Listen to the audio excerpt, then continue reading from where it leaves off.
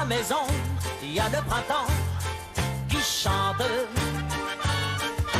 Viens à la maison, les oiseaux t'attendent. Les pommiers sont en fleurs, ils berceront. Oui. Vous avez déjà, voilà, Sylvia Ligard qui fait la Claudette. On ne s'est pas trop posé quand même. Sylvie qui nous offre une petite balade parce que justement, là-bas, on peut découvrir grâce à un architecte, plusieurs peut-être même, qui ont essayé d'imaginer, qui a essayé donc d'imaginer ce que pourrait être, ce que devrait être en fait l'habitat individuel de demain, compte tenu des modes de vie qui changent chez les jeunes comme chez les plus anciens. Exactement. Alors d'abord, il y a un contexte. C'est-à-dire que les maisons sur lesquelles a travaillé Bruno Rollet, elles sont placées à Besanne. Besanne, je vous en ai déjà parlé, avec l'ensemble hospitalier, vous savez, près de la gare, etc., qui est près de Reims, Champagne-Ardenne, Grand Est. Ça me revient. Donc voilà, exactement. Donc c'est une zone en plein développement urbain.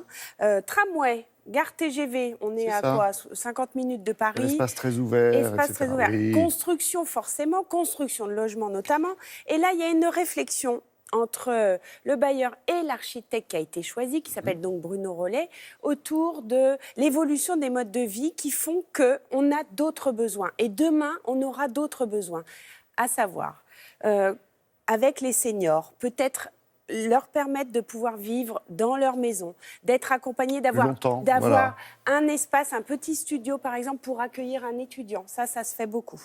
Les familles aussi où l'enfant, les tanguis, les grands restent plus longtemps, mais par aussi souci économique. On leur fait un espace de vie. Et donc on leur fait un espace à côté. Plus toute la question énergétique, la question écologique effectivement, la télémédecine. Ces maisons, vous allez le voir, elles sont aussi connectées avec l'hôpital qui n'est pas très loin. Oui, je fais des grands gestes, mais j'aime bien. Vous allez vous faire mal au doigt. Je vous fais la circulation en même temps. Ça brasse. Donc, c'est un programme qui s'appelle Connecti. Regardez, c'est intelligent.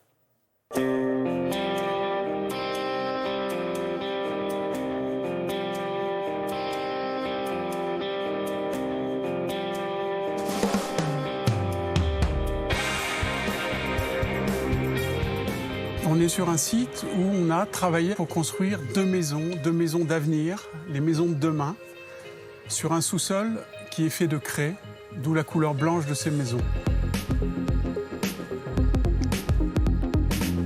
La commande était deux maisons expérimentales. Une pour un couple de personnes âgées vivant avec un jeune actif ou un étudiant. Cette maison, on l'a appelée 2+1. C'est une maison qui marche à rez-de-chaussée, avec, en périphérie, une promenade à l'abri. Il y a cette idée, pour moi, de l'ennui de la vieillesse. Et je souhaitais qu'il vente, qu'il pleuve, qu'il neige, qu'il fasse beau. Pouvoir se promener autour de sa maison, sans être véritablement dans le jardin, à l'abri des intempéries.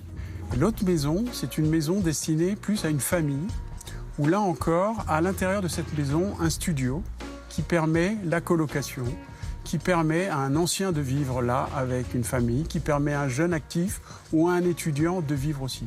Donc on est dans l'idée du logement de demain, du logement évolutif, du logement que l'on partage, du logement à l'intérieur duquel on peut vivre avec d'autres.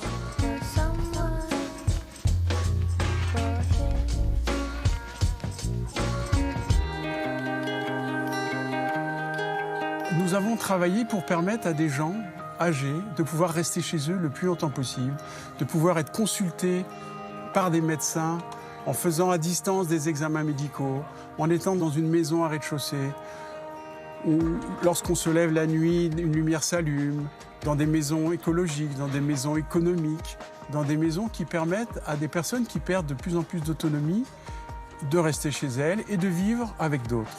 Les autres étant là à la fois pour eux-mêmes, mais également pouvant donner un coup de main de temps en temps aux couples vivant dans la maison. Ce sont des maisons à la pointe de la domotique et de la télémédecine. La domotique, c'est que via une application, on peut tout gérer, tout commander à distance ou en étant à l'intérieur. On est connecté dans la maison directement avec la clinique, on peut être connecté avec son médecin et on peut être connecté avec sa famille.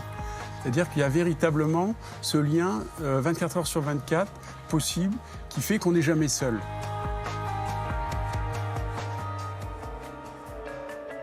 la craie, les usages, la forme, les matières, cette huile blanche émaillée qui vient se poser à la fois en toit et en façade, qui vient prendre le soleil, qui vient prendre la lumière, qui vient refléter des images, qui vient refléter le paysage.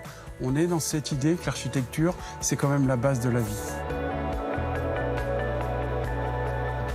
Alors voilà, un architecte engagé, Oui. on peut dire ça. Si vous êtes passionné d'architecture de déco et que vous êtes dans le sud, et je continue mes grands gestes, eh bien, je vous invite à aller Heureusement au que c'est du salon 16e, hein. Vivre Côté Sud à Aix-en-Provence, qui commence le 7, qui finit le 10. Il y a plein de bonnes idées, et notamment du coaching déco. Merci beaucoup, Sylvie, pour toutes coaching ces déco, infos et j'ai ce bien ça, sourire. moi. Ah ouais.